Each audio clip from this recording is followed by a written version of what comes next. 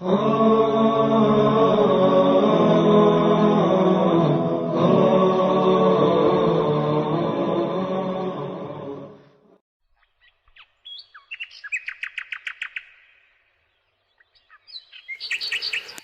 لله والصلاة والسلام على رسول الله وعلى آله وصحبه ومن والاه، اما بعد. السلام علیکم و رحمت الله و برکاته. برادران و خواهران عزیز، میخواهم شما را از خواندن یک کتاب برحذر نمایم که چند پیش در شبکه‌های اینترنتی پخش شده است. این کتابی نیست که شما را به راه راست هدایت کند. نام کتاب بازگشت به اسلام است که به علامه منصور هاشمی خراسانی منسوب است. اصل کتاب فارسی بوده، الان به زبان تاجیکی هم به طبع رسیده است که آن را بعضی برادران تاجیک در شبکه‌های اجتماعی پهن می‌کنند. این کتاب دارای عقیده و فکرهای خیلی خطرناک و فاسدی است که مسلمانان را از مسیر پیامبر صلی الله علیه و سلم و اصحابش بیراه می‌کند و ان شاء الله تعالی اگر خداوند موفق کند هر یک فکر و عقیده فاسد این فرقه گمراه را در نوبت‌های آینده ان شاء الله بیان خواهیم کرد.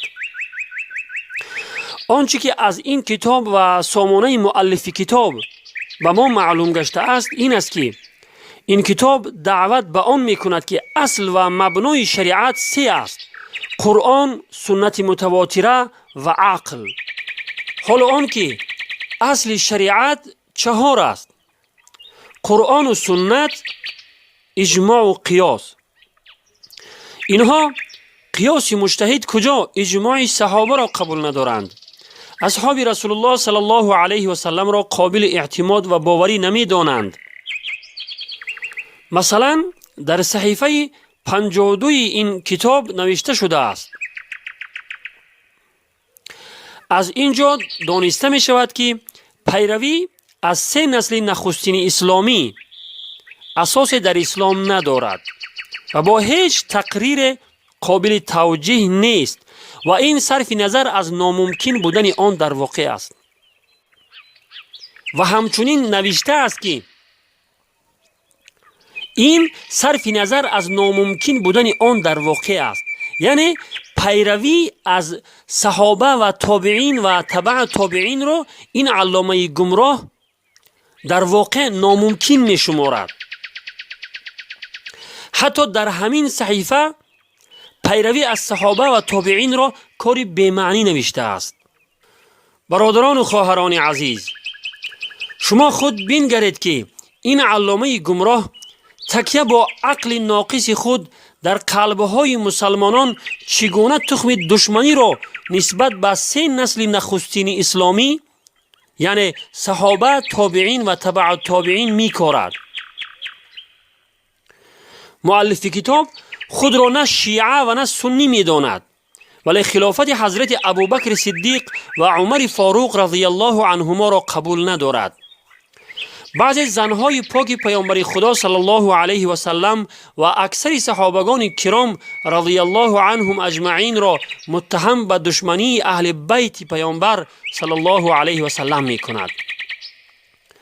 صحابگان کرام رضی الله عنهم را در این کتاب چنان وصف می کند که در دل مسلمان اعتماد و باوری نسبت این بزرگان و نخستین مخاطبان قرآن عظیم الشأن جای باقی نمی ماند، بلکه ایمان مسلمان را نسبت به قرآن عظیم الشأن ضعیف و سست می کند و قرآنی را که به واسطه همین صحابگان کرام به ما رسیده است زیر سؤال می برند.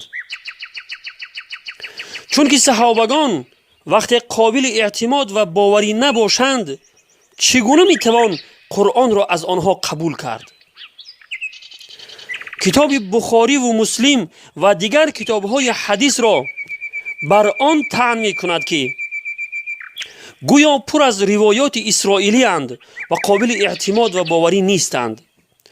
و باز ده‌ها فکر و عقیده غلط و خطرناکی نوشته شده است که فتنه بزرگ را در بین مسلمانان پهن می‌کند و آنها را از مسیر پیامبر خدا صلی الله علیه و سلم و اصحابش بیراه می کند. حالا آن که پیامبر خدا صلی الله علیه و سلم در یک حدیث مرفوعی که آن را امام ترمذی از عبدالله ابن عامر رضی الله عنه روایت کرده است می فرماید: بنی اسرائیل به 72 گروه تقسیم شدند و امت من به 73 گروه تقسیم می شود. همه آنها داخل دوزخ می شوند مگر یک گروه از آنها همراه من داخل بهشت می شوند. اصحاب کرام رضی الله عنهم پرسیدند که آن گروه نجات یافته کیستند؟ پیامبر خدا صلی الله علیه و سلم فرمودند: آنها کسانی هستند که به راه و روش من و اصحاب من راه می روند. از همه برادران و خواهران عزیز مؤدبانه درخواست داریم که این نوار را به دیگران رسانند و پهن کنند تا دیگر برادران مسلمان هم آگاه شوند. و آخر دعوانا ان الحمد لله رب العالمین و السلام علی من اتبع الهدى.